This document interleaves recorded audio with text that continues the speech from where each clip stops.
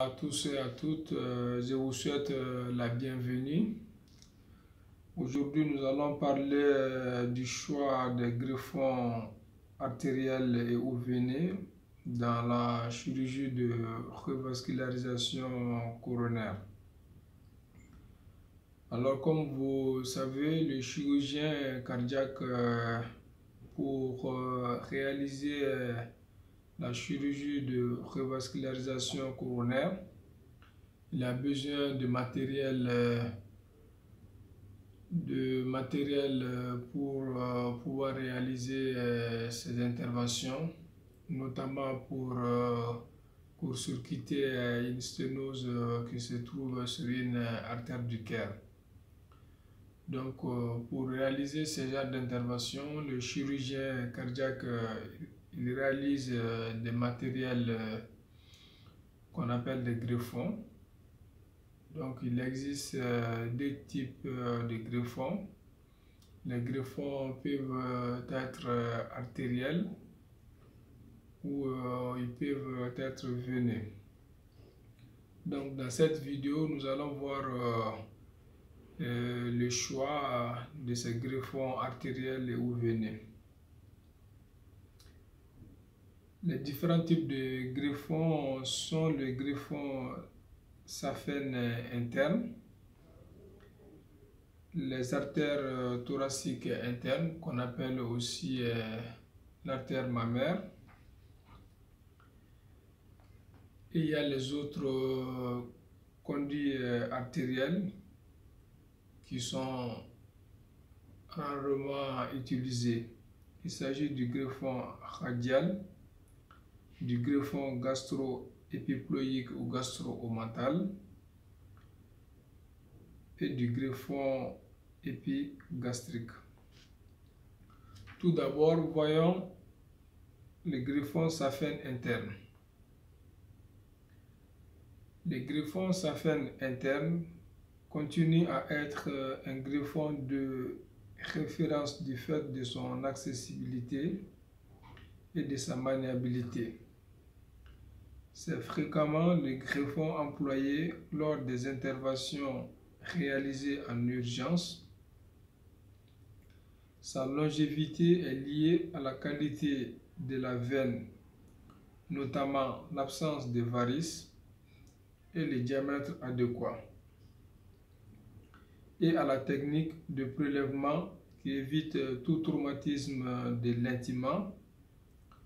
Son principal inconvénient reste sa durée de vie modérée, puisque à 10 ans, 50% des greffons sont atheromatés et occlus.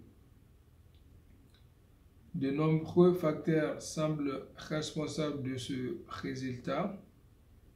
D'une part, il existe des thromboses précoces, généralement liées à des facteurs mécaniques, comme la technique chirurgicale et ou des facteurs hémodynamiques, comme la qualité du greffon saphène, les lits d'aval de l'artère pointée, l'incongruence de taille entre le diamètre important d'un greffon saphène et celui plus limité d'une artère coronaire.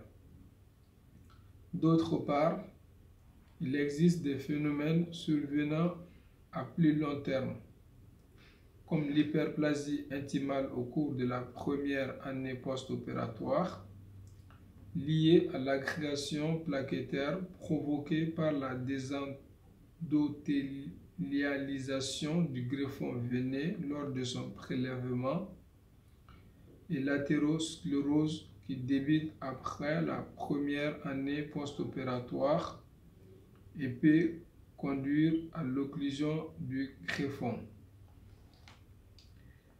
Ensuite, le deuxième greffon que nous allons aborder, c'est l'artère mammaire ou l'artère thoracique interne.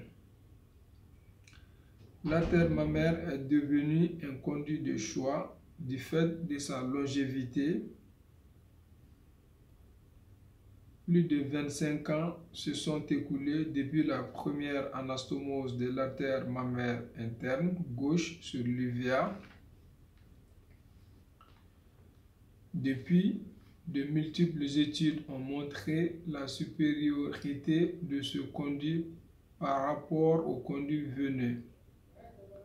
Les études à court terme, une à 32 semaines, montrent un taux de perméabilité entre 99 et 96% pour l'artère mammaire interne gauche anastomosée sur l'uvea versus un taux de 91 à 82% pour la veine saphène interne.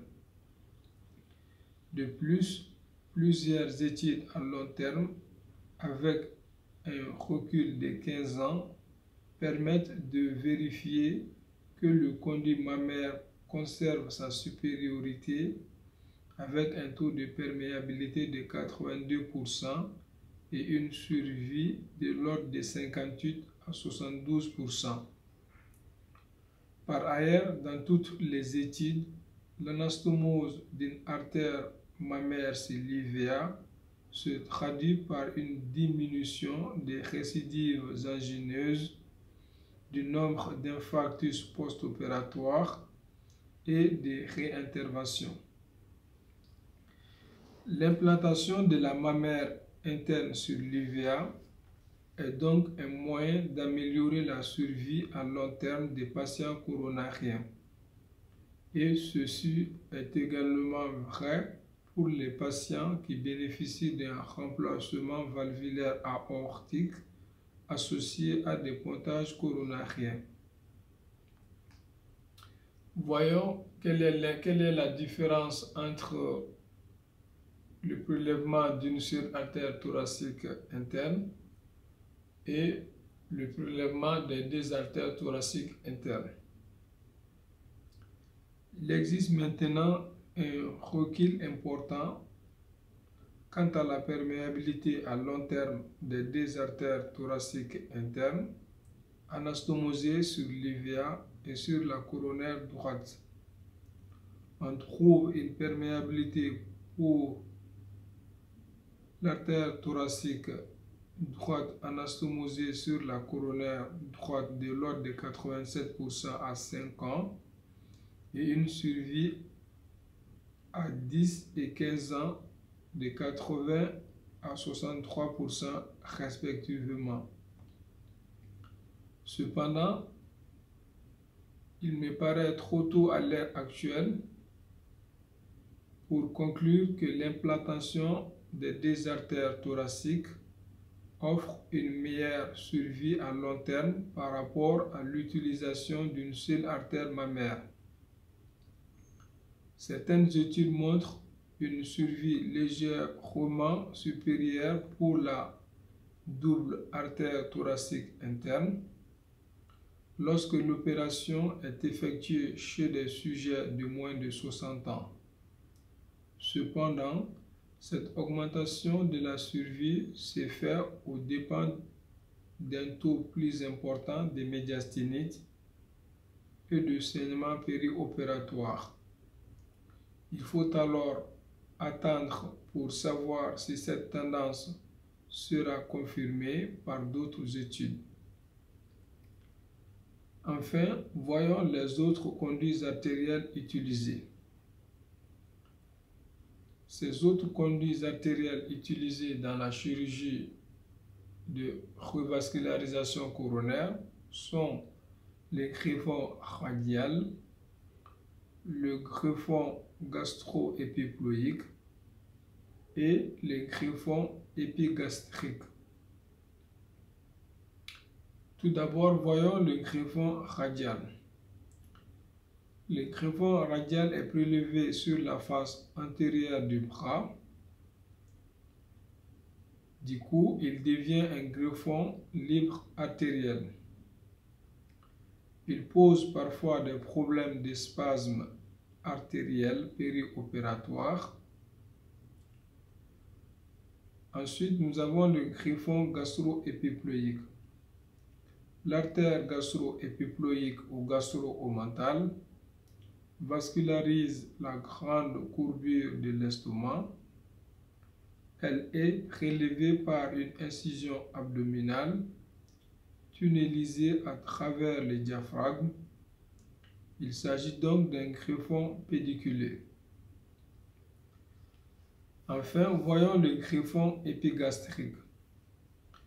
Le greffon épigastrique, tout comme le greffon radial, est prélevé par une incision abdominale. C'est donc un greffon libre qui pose également des problèmes de spasme. En résumé, la veine saphène présente comme avantage d'avoir un prélèvement facile et une maniabilité aisée. Son principal inconvénient est sa perméabilité moindre à long terme. L'artère thoracique interne présente comme avantage d'avoir une perméabilité longue. Ses inconvénients sont son maniement qui est délicat, sa spasticité et son risque infectieux. L'artère radiale a pour avantage d'avoir le prélèvement facile et une maniabilité aisée. Son principal inconvénient est sa spasticité importante. L'artère gastro-épiploïque a pour avantage d'avoir une perméabilité accrue par rapport au greffon saphène. Ses inconvénients sont son prélèvement nécessitant une laparotomie et son débit qui est inférieur au greffon implanté sur l'aorte ascendante. L'artère épigastrique a pour inconvénient le prélèvement difficile, un calibre réduit et sa spasticité. Pour terminer cette vidéo, voyons les contre-indications à l'utilisation des deux artères thoraciques internes. Les contre-indications à l'utilisation des deux artères thoraciques internes sont au nombre de 4. La première contre-indication est l'insuffisance respiratoire sévère. En effet, chez les insuffisants respiratoires sévères, le prélèvement bilatéral des artères thoraciques internes peut réduire la capacité vitale en raison des traumatismes qui constituent l'ouverture des cavités pleurales et les manipulations pulmonaires.